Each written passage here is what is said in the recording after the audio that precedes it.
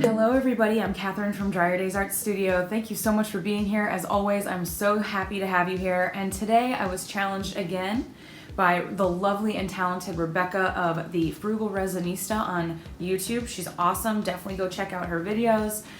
She has challenged me to do a freeform geode, which I have never done before, but I want to thank her, Rebecca, so much for this challenge. This is the piece that I'm going to be doing. It's pretty awesome. I hope you guys can stick around and watch the whole thing, see how I did it. And I also want to challenge Rebecca back. You know me with my boundaries and my barriers with my epoxy sculpt and how I love that stuff so much. I want to challenge Rebecca to do a geode using the epoxy sculpt, using the barriers. I hope that you like this challenge, Rebecca, and that you take me up on it. And guys, let's just get right into it. I hope you enjoy the video. Thank you so much.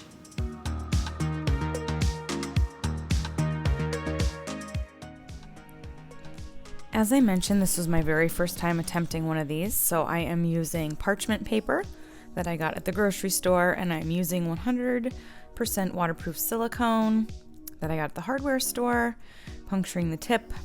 My husband helped me cut the tip at an angle to kind of give me a smoother application, and I actually sped this up a tiny bit. I'm moving a lot slower than this.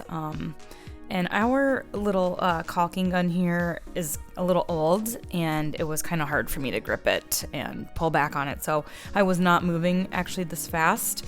I wanted to speed it up for time purposes.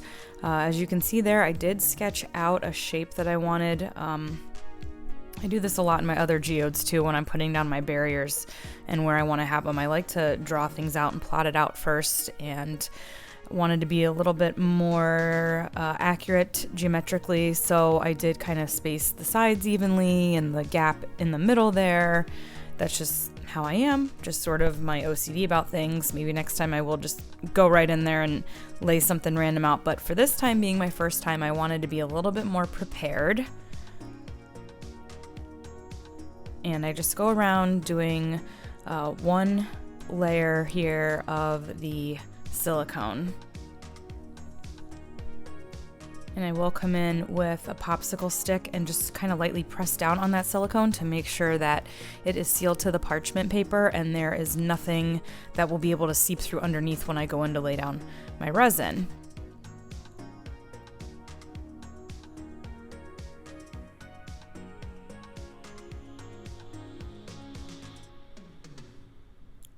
Speeding it up here for time purposes. Now I do come in and I will do actually 2 more layers of the silicone. It takes about 30 minutes for the stuff to dry, so every 30 minutes I come in and I will do a second layer. The reason I'm doing this is I wanted to do a piece that was a little bit thicker because I had an idea for something that I think I'm going to share in a later episode. I'm going to do another video on it. It wasn't going to work out for this video, and this one I wanted to keep a little more basic, being my first attempt, but I did want to make it a little thicker, so I did build up that barrier wall there with the silicone 3 times.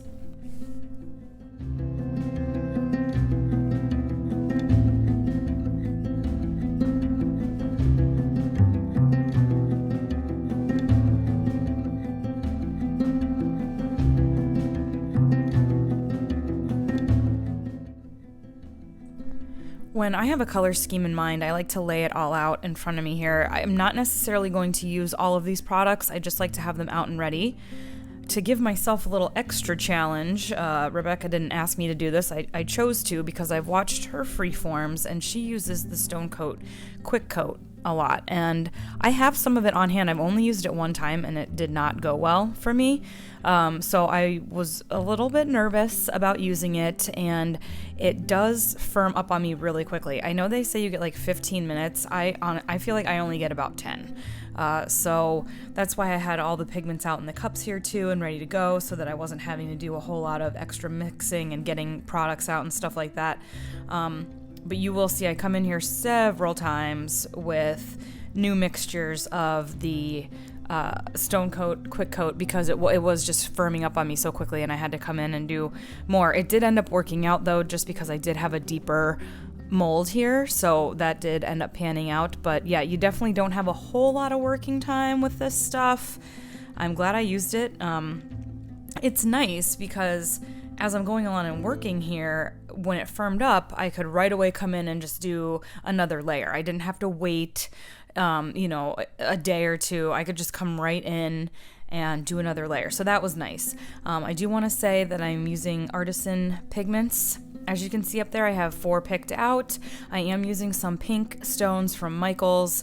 I will come in with some Just For You Online UK glitter. I have the pink holographic there. I have some of their pink glitter flakes. I also have an iridescent kind of tucked under there that's hard to see. And I am using some tumbled quartz stones from Just For You Online UK as well. I am going to come in too with my Angel White and my Silver Metallic, both from Lerez epoxy pigments. So I will go quiet here and let you guys watch. I'm going to cut some stuff out for time purposes, but you will see each time that I have to mix another batch of the quick coat.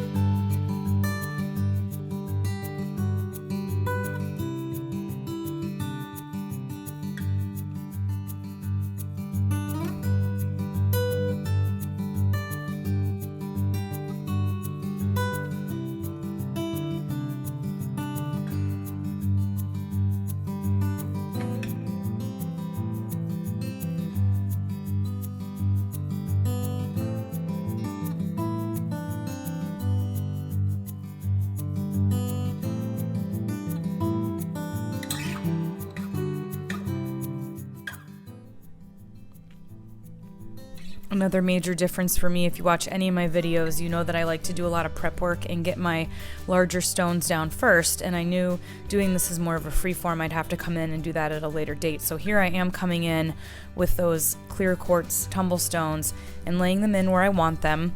And I'll come in and do the same around the outer edges as well. And I waited to a point where the quick coat was kind of tacky, but I knew I could get them in there, kind of dunk them down in a little bit so that they would stick and hold, but not too dry or cured to where I couldn't lay them in there at all. I do end up coming in with another coat of resin anyway. But yeah, this was a little different for me, but I liked it. I liked that I could kind of pick where I wanted to put them. I come in with some of those pink stones there to the right, and I'm doing that right now, and they kind of blend in a little bit, but they do give a cool effect when you see the piece in person or when you see close-ups of it.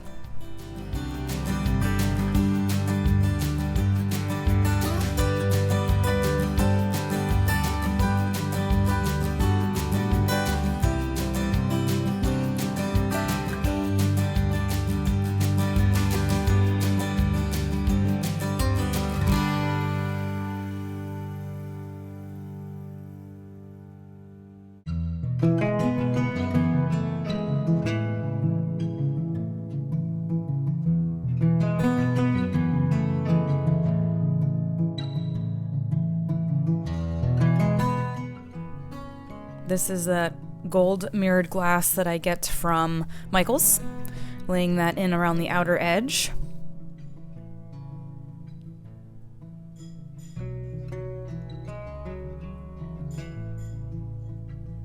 And the quick coat was really hardening up at this point, and I knew I would have to come in and do another layer. I wanted to anyway because that outer rim was a little too white for me. I wanted to bring that down a little bit more. So yeah, you can see though I'm trying to get it where I want it. In some spots it's really sticking. This was a little bit of a challenge for me, but I really enjoyed it. I had a lot of fun making this. Just so you know, I did record almost an hour of working time on this, so I've really condensed it down. My total working time on this start to finish was about 56 minutes. So I've cut a lot down for the sake of the video, not boring you guys to tears. But yeah, so I did 3 separate coats in about an hour.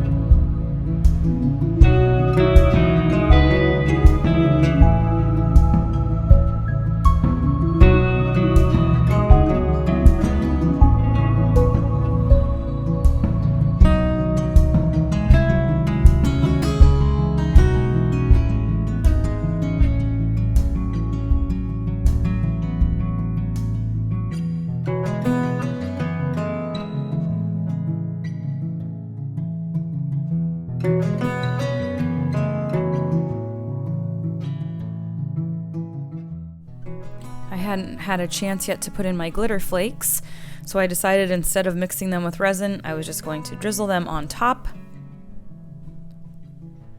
It needed a little something extra, and I actually did put some around the outer rim too, along those glass stones, but my camera turned off.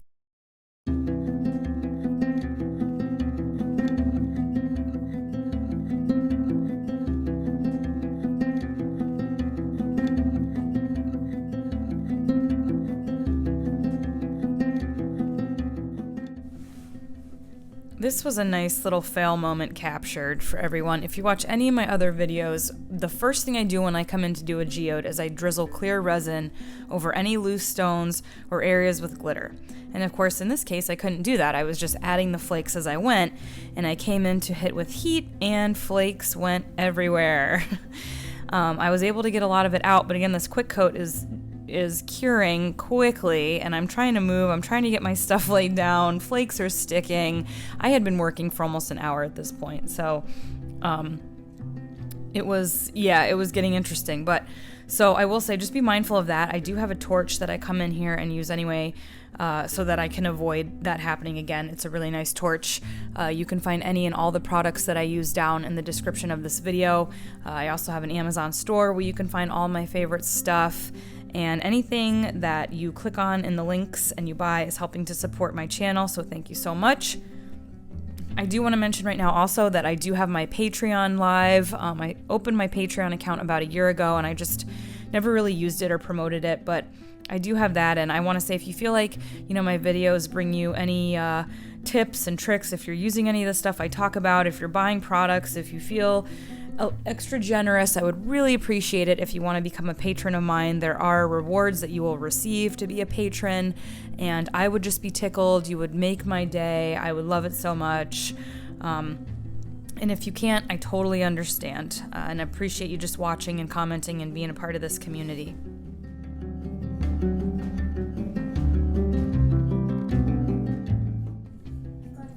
This is the next morning, and it is rock hard, coming in very, very gently. This is my first ever demolding of a freeform, and making sure to kind of push down on that silicone because I didn't want to tear that. I might want to maybe use this mold again in the future, and if you can, if you're gentle with them.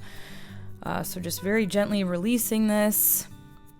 I was thinking, oh my God, what if this thing doesn't come out of here? And I just spent an hour last night working on this thing, but it came out beautifully. And here it is. There were a couple little sharp little edges. Here's the back. Just wanted to show you the back in case you're wondering what that looks like. Yeah, so just a couple little jagged edges around the side that I was noticing, and so I decided to go get some edgers, and you'll see me here kind of snipping off some of those areas. I was really trying to take a look at the piece too now that it was out of the mold and decide where I want to go from here. Again, this was my very first go at this, so I had never had to finish any of the edges or think about any of that. I was kind of hoping it would come out of here and look great and I could just maybe paint the edges, but the more I looked at it, it just didn't feel done. I thought, well, I'll add some uni Posca lines, which you'll see here in a second, and then I decided to add a little more, so we'll get right into that.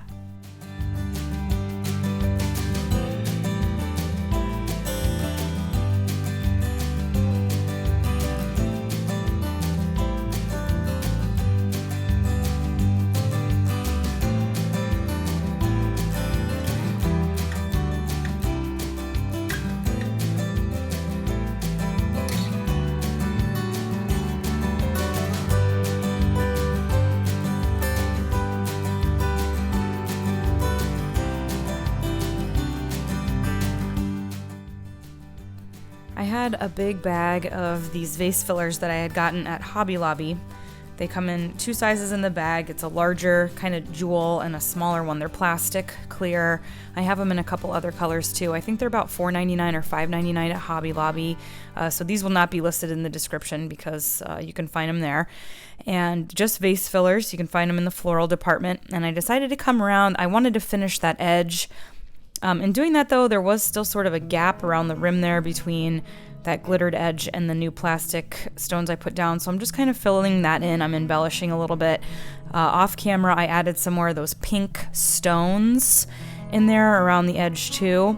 And I ended up finding in my studio, I had some crushed crystal quartz left from a previous project, and that's what I'm actually using here. I'm using little bits left over from the crushed quartz stones and some of that mirrored glass. And I got this safety tip from Rebecca as well to wear gloves while you're doing this because that glue is hot.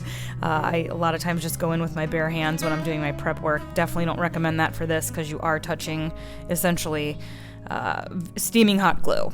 So after I did all of that and I decided I was done, which I worked on that for a couple of hours the following morning, just deciding where I wanted to put everything, I did come in with a final coat of the Stone Coat art resin. So used the quick coat for the project before and then decided to come in with this beautiful UV resistant resin and just make sure any of those new stones that I had laid down or flakes or crystal quartz are all nicely in there, and also giving a nice cover to those uni Posca lines that I just put down.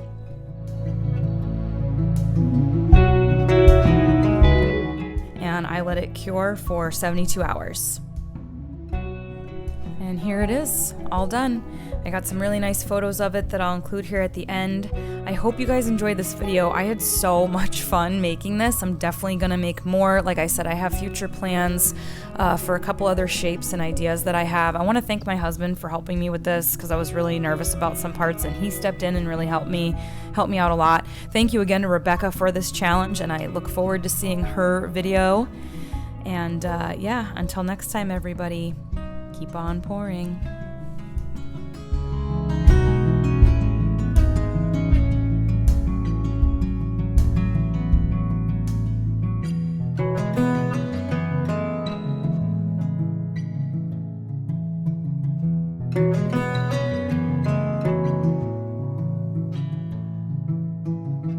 Thank you.